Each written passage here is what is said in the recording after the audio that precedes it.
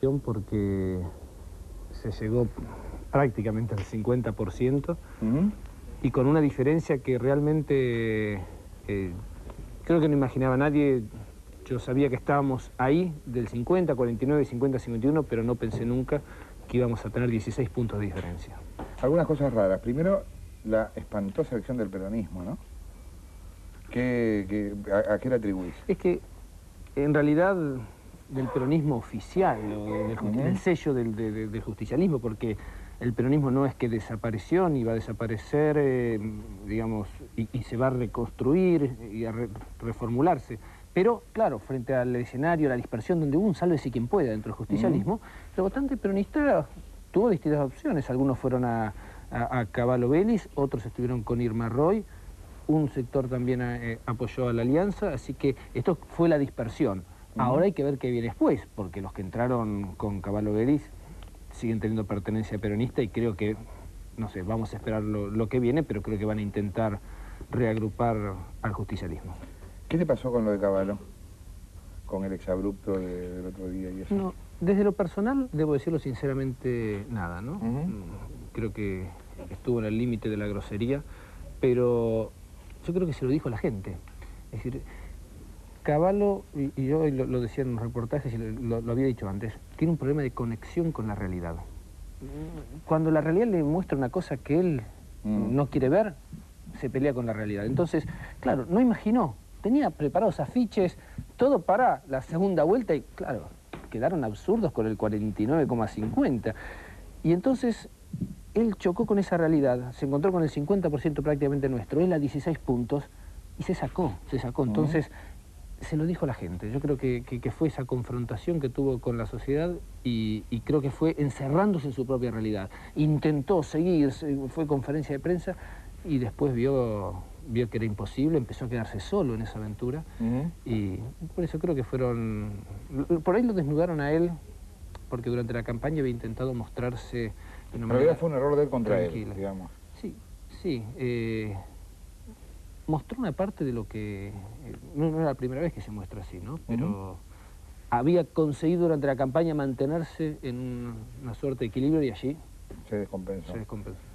Vos es que hablábamos hace un segundo, creo que vos no habías llegado todavía, con Ernesto de las listas sábana. Y estuvo por ahí Tenenbaum viendo qué iba debajo de tu sábana. ¿Qué iba Tenenbaum? A ver.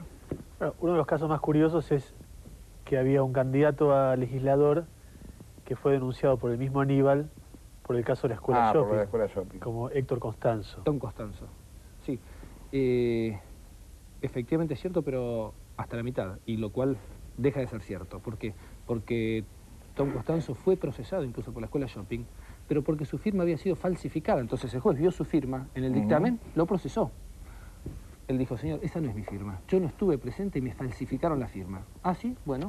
Mandó a hacer peritaje. Dijo el perito, no es la firma, él le falsificó la firma. Le pidió disculpa al juez, le dijo, lo desprocesó. Así que estuvo unos días sometido a proceso y después lo desprocesaron porque le habían falsificado la firma. Por lo tanto, es, respecto de ese caso, tan ajeno como tantos otros.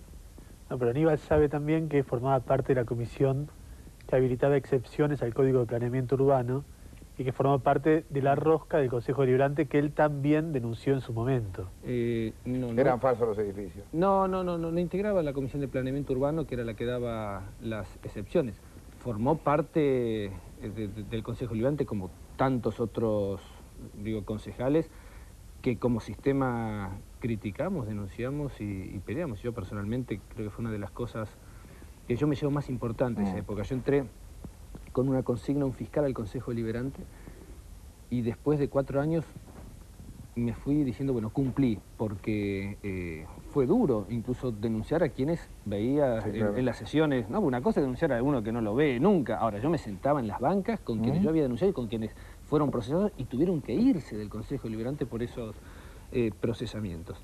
El sistema del Consejo Deliberante creo que quedó definitivamente atrás y no, yo aporté un granito de arena, creo que fue la sociedad la que puso los reflectores sobre ese sistema político y se generó un recambio, se obligó a un cambio, en algunos casos con convicción, otros porque no había otra manera, pero creo que en la ciudad de Buenos Aires hubo afortunadamente, un cambio motivado y exigido por la sociedad. O sea, es que hace un par de meses atrás hablaba con gente del gobierno nacional sobre la elección esta, y me llamaba mucho la atención que ellos lo veían como lo más importante que les iba a pasar durante este año. Yo pensaba, no, es así, evidentemente no es así. Era mucho más importante lo de la CGT, lo trataron mal. Te digo esto que pensaba yo en borrador para mí, ¿no? Achicaron ante la MAG en el caso de la CGT, capaz vos no coincidís con esto, sí, no lo sé. Y no es para nada lo más importante que tienen que preocuparse de la relación con el fondo o de otras cosas que son mucho más importantes de si Ibarra gana o no la capital. Ahora, bueno, ganaste la capital. Sí, pero es cierto, es decir, para el gobierno nacional hay muchísimas cosas importantes y son las cosas nacionales las que tienen que decidir los conflictos, los objetivos.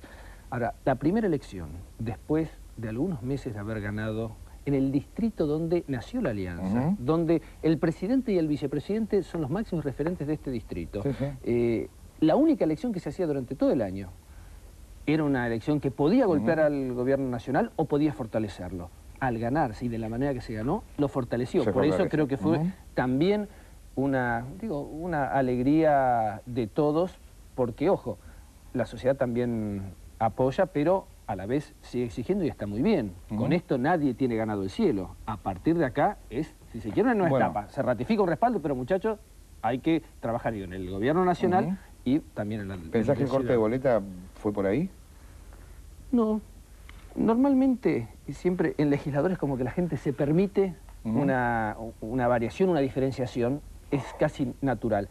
Y una polarización, porque fíjate, Ibarra-Caballo, después el próximo llegó a 4%, digamos, una distancia lejísima, una gran polarización. Es como que la gente dice, bueno, cargo ejecutivo, entre Ibarra y Caballo, algunos por convicción, otros por oposición, lo que fuere, elijo, la gran mayoría eligió Ibarra, otro eligió a Caballo, y por allí muy poco. Y en legisladores, la gente se permitió esta variedad y esta legislatura representa la diversidad política de la Ciudad de Buenos Aires. Está muy bien, hay que ser muy respetuosos del voto. Yo sé que algunos dicen, bueno, la gobernabilidad representa a la Ciudad de Buenos Aires. Esta es la Ciudad de Buenos Aires. Hay que gobernar con la Ciudad de Buenos Aires. Así que eso haremos. ¿Cuándo asumís? El 6 de agosto. El 6 de agosto. ¿Qué vas a hacer el 6 de agosto, aparte del acto y todo eso? No, vamos a trabajar desde ahora ya por el gobierno, ¿no es cierto? No vamos a esperar al 6 de agosto, respetando, por cierto, y trabajando como lo hicimos hasta ahora junto con Enrique Olivera, que está haciendo un excelente gobierno. Y yo digo temas, más que ¿qué voy a hacer ese día? Trabajo en seguridad y educación, que están relacionados entre los tres. Me parece que son los... No me parece, fue el compromiso y son las 3 objetivos que yo pretendo para mi gobierno. Te pregunto una cosa, y me acordé ahora de algo que decía Altamira en la mesa recién, no respecto a ese proyecto puntual, pero también Caballo en su momento hablaba de la factibilidad de poner impuestos locales que a lo mejor contrastan con impuestos nacionales o que no necesariamente se van a acordar con el gobierno nacional. ¿La ciudad puede hacer eso? ¿La ciudad puede modificar algunas cosas en relaciones laborales o en relaciones impositivas? La ciudad puede controlar lo que son las relaciones laborales con policía del trabajo, y esto es lo que primero... Las nacionales que están en la ciudad. Sí, claro. Y en términos de impuestos pueden fijar todos los que son impuestos de la ciudad, no los porque impuestos nacionales. Pero la Ciudad de Buenos Aires tiene una situación de equilibrio económico-financiero que, lo que dijimos en la campaña, no se necesita aumentar ni medio impuesto más. Sí se necesita gastar mejor, ser más eficiente en el gasto, y es más, promover determinadas actividades. Yo quiero que haya inversiones en la Ciudad de Buenos Aires para que se genere empleo, y desde allí hacer políticas fiscales que puedan favorecer esas radicaciones de empresas. Esto es lo que hay que hacer en la Ciudad de Buenos Aires, cuidando, insisto, mucho el dinero que es, en definitiva, el dinero de la gente. De esta manera, y además, ojo que la Ciudad de Buenos Aires no recibe lo que debiera recibir de coparticipación. Esta es una pelea que vamos a dar para la Ciudad de Buenos Aires. La Ciudad de Buenos Aires no recibe... ¿Cómo que no recibe? ¿No recibe mucho más de lo que tendría que recibir? La Ciudad de Buenos Aires aporta la masa coparticipable más del 20% de lo de todo el país y recibe menos del 1%. No solo eso, sino que además todo lo que se produce del juego en la Ciudad de Buenos Aires no va a la ciudad, como pasa en cada una de las provincias, va a la nación. Entonces, mantenemos este equilibrio, somos el único distrito que nos autofinanciamos. Nosotros no dependemos de lo que nos manda el gobierno nacional, nos autofinanciamos. Pero debiéramos incluso tener mayores recursos, no de los impuestos de los ciudadanos, sino de este tipo de cosas. ¿Cómo vas a hacer para no perder contacto con la gente estando en el poder en un cargo ejecutivo? Siendo como el que fui siempre. A mí la gente me dice, por favor le pido que no cambie. No, yo le digo que no voy a cambiar, pero también le digo, mire, ya a algún lado yo llegué. Es decir, yo fui 4 años concejal, casi 4 años legislador, fui constituyente nacional, constituyente de la ciudad, y sigo siendo el mismo de siempre. Entonces, claro, uno hacia adelante, yo le digo, no voy a cambiar, pero haciendo lo mismo que hice hasta ahora. Yo reconozco, y es importante, la tarea de los medios de difusión, porque uno comunica cosas, sí, la gente conoce, puede criticar, aplaudir, pero nunca lo reemplacé por el contacto con la gente. Entonces, de esta misma manera voy a seguir trabajando, siendo el mismo que fui. Felicitaciones. Muchas gracias. Vamos a un corte, venimos en un segundo. Yo le voy a decir una cosa, querido Lanata, y al señor Ibarra, que no, el señor del no se puede, porque siempre está no se puede bajar los impuestos, no se puede contraer el delito. Este señor Ibarra es un incapaz y un impotente, así lo vengo sosteniendo. Váyase, váyase.